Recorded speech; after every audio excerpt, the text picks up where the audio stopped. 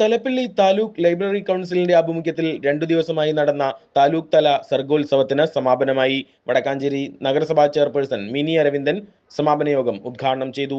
C Unnikrishnan അധ്യക്ഷത വഹിച്ചു. Councillor M Mahesh, K Jayaprakash, Bindu V തുടങ്ങിയവർ പ്രസംഗിച്ചു.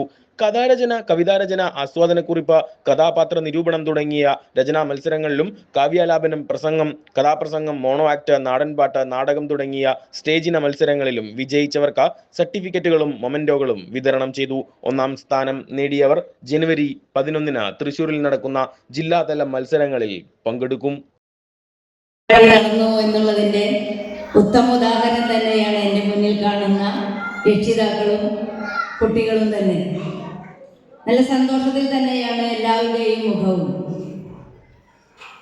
കലാപ്രതിഭകളെ വാർത്തെടുക്കുന്ന ഗ്രാമങ്ങളിലെ ഏറ്റവും നല്ല ഇടം തന്നെയാണ് വായനശാല.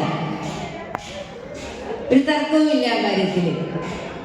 ചെറിയ കുട്ടികൾ മുതൽ ചേച്ചിമാരുടെ കൂടെ, ചേട്ടന്മാരുടെ കൂടെയൊക്കെ തന്നെ ചെറിയ ചെറിയ കഥാസമാഹാരങ്ങൾ വായിച്ചുകൊണ്ട് ചെറിയ ചെറിയ പുസ്തകങ്ങൾ അവർക്ക് ഇഷ്ടപ്പെട്ട രീതിയിൽ അവരെ അതിലേക്ക് ലയിപ്പിക്കുന്നതിന് വേണ്ടി വായനശാലകൾ വളരെ നല്ല രീതിയിൽ പ്രവർത്തിക്കുന്ന ഒരു കാലഘട്ടം കൂടിയാണ് ഇന്ന്.